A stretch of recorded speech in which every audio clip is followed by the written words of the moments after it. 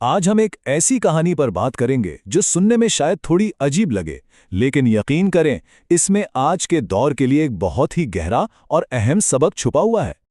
तो ये किस्सा शुरू होता है एक बहुत ही छोटी सी, बज़ाहिर बिल्कुल मामूली लगने वाली गलतफहमी से। लेकिन असल मजे की बात पता है क्या है? यही छोटी सी गलती आखिर में 10 गुना मुनाफे की वजह बन गई। सवाल ये है कि भाई ये हुआ कैसे? चलें इस दिलचस्प दास्तान को समझते हैं। कहानी का आगाज होता है एक शहर से।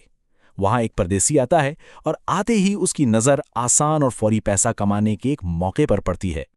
अच्छा, तो इस शहर का ना एक बड़ा ही अनोखा रिवाज था। वहां के जो अवामी गुस्ल खाने थे, यानी पब्लिक बाथ्स, वो सुबह सवेरे अपने खुलने का ऐलान करने के लिए बुगल बजाया करते थे। मतलब समझ लें कि ये उनका एक तरह से वेयर ओपन का साइन था। तो फिर होता यह है कि एक दिन एक हम्माम के मालिक का बिगल टूट जाता है। अब मसला यह है कि ऐलान कैसे हो, तो उसने इमरजेंसी में फौरन 10 गुना ज्यादा कीमत देकर एक नया बिगड़ खरीदा। और हमारा जो परदेसी दोस्त था, वो ये सारा माजरा देख रहा था। बस उसके दिमाग की बत्ती जल गई। उसने फौरन हिसाब लगाया कि भाई अगर एक बिगल इतनी महंगी कीमत पर बिक सकता है तो ये तो सोने की कान है। उसने शहर भर से बिगल इकट्ठे किए और बेचने के लिए बैठ गया। लेकिन हुआ क्या, कोई एक भी खरीदार नहीं आया। उसका सारा प्लान औंधे मुंह गिर गया। अब जब ये सब हो रहा था तो कहानी में एंट्री होती है एक तजर्बाकार, समझदार ताजर की। एक ऐसा शख्स जो शहर वालों की नफ्सियात और उनकी रग रग से वाकिफ था। इस ताजिर ने परदेसी को परेशान देखा तो उसे समझाया कि भाई मसला तुम्हारे बिगलों में नहीं, मसला है इस शहर के लोगों की आदत में। ये लोग बस नकल करने में माहिर हैं, किसी चीज की वजह पर गौर नहीं करते। और फिर उसने कहा, और मैं उनकी इसी कमजोरी से फायदा उठाऊंगा। और उसकी चाल क्या थी? सुनने में इंतहाई सादा, लेकिन थी कमाल की।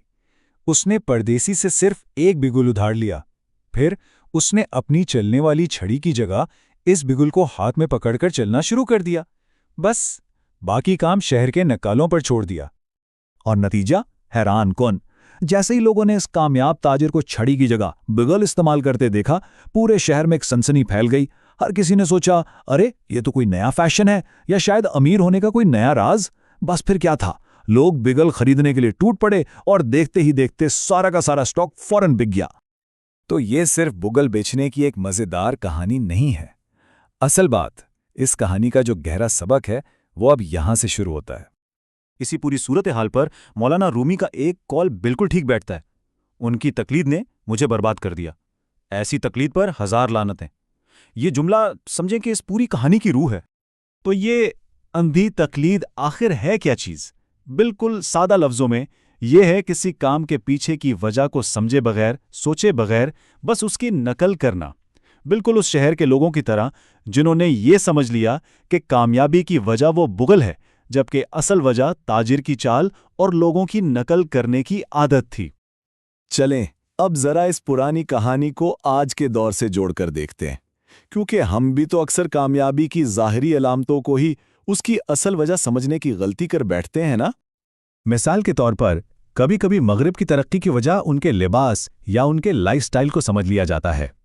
ये बिल्कुल वही बिगल खरीदने वाली बात हुई, जबकि इस कहानी के मुताबिक कामयाबी की असल बुनियाद यानी हकीकी वजह तो कुछ और ही है।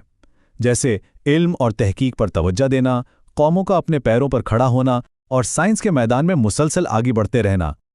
तो सवाल ये उठता है कि अगर ज़ाहिरी नकल तरक्की का रास्ता नहीं, तो फिर असल रास्ता है क्या?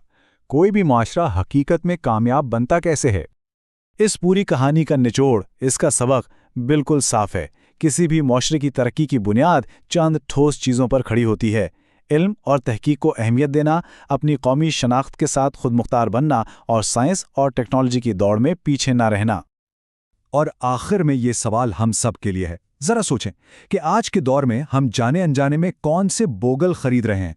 वो कौन से ज़ाहिरी चीज़ें हैं जिनके पीछे हम इस उम्मीद में भाग रहे हैं कि शायद यही कामयाबी की ज़मानत है।